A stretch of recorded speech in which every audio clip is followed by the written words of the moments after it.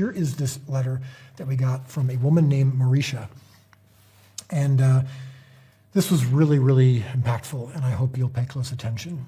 She says, "Hi, I'm sure you get 1,000 messages. I didn't see The Chosen before I heard it at Missing Peace, P-E-A-C-E, the restoration home for trafficked women God directed me to just the day after giving myself to him. I did not trust God. I did not love God.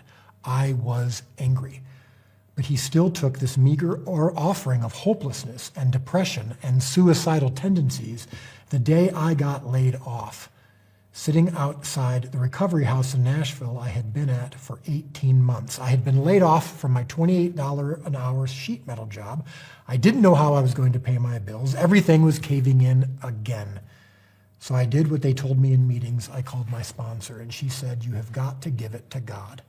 I'd been stubbornly avoiding that part. So I thought, what's the worst he can do? Nothing? I feel like that's what's been happening so far anyway. So I said, fine, here. And I thought, what's one day without my normal life? And I went inside to crawl into my bed and my cocoon and distract myself with forensic files or the like, just watching television. The next day, I got a call from Nashville. This is the next day after she surrendered.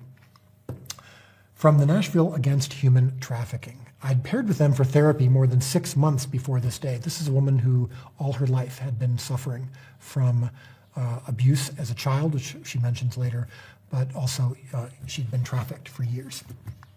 And she says, my caseworker was calling for something different. She was calling about something else, but I told her about my hopelessness and my life was imploding again. And she says, have you ever thought about a faith-based program? I asked what she meant. I didn't know healing was possible. I didn't realize I'd been spiritually bleeding out for 36 years either. So she hangs up to make some calls about this, and I just sort of chuckle at God. I'm like, yeah, okay. She calls back, and the first place that she mentions is not for me. So I think, see, I knew it. Nothing's going to happen. But she calls back again with a place called Missing Peace. I agree, and I go because something's happening. I can just feel it. But when I got there, they took my phone, and there's also lies repeating in my head. You're not worthy to be here. Your story isn't bad enough to be here. This happened to you 24 years ago. Leave room for others. But God knew what I needed. Meanwhile, the other resident and the house mom were intently watching something. I didn't care what they were watching because they took my phone. But at some point, my deaf ears heard. So I started glancing at it and then watching, forgetting to go outside to smoke. This stuff in this show called The Chosen couldn't be in that new Bible on my new bed.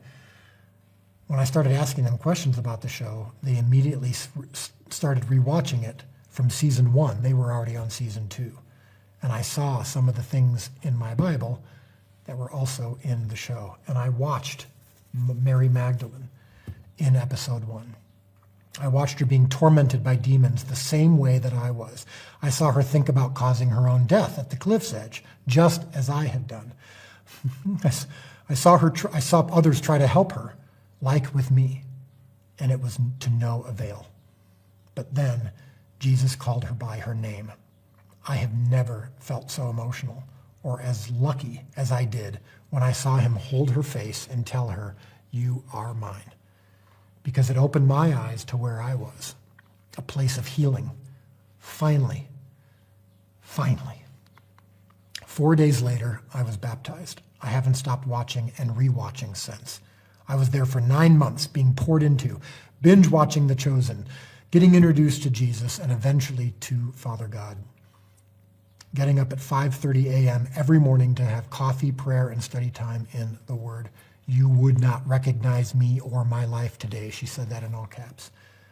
I was just brought on to AmeriCorps to work with at-risk youth, which is exactly the sort of place I needed back when I was being abandoned and trafficked at 12 years old. So to say God is bringing it full circle in my life is a total understatement.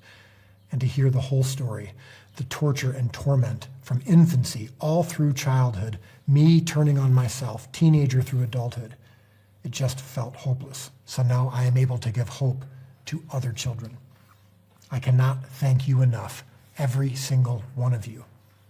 I will do my best to get this to someone who can share it with the ones who God knows may need to hear it the most. I couldn't not share the weight of impact y'all have had in my story. Thank you for answering his call. Now, the reason that so many people have had this story, and we hear from people like Marisha all the time. We hear from people in all stages of life from all over the world, many of whom have been able to see it for free. They wouldn't have been able to see it otherwise. They didn't have the money. And so our insistence on keeping it free is because of you. So when someone thanks us, we want to make sure that you are also thanked.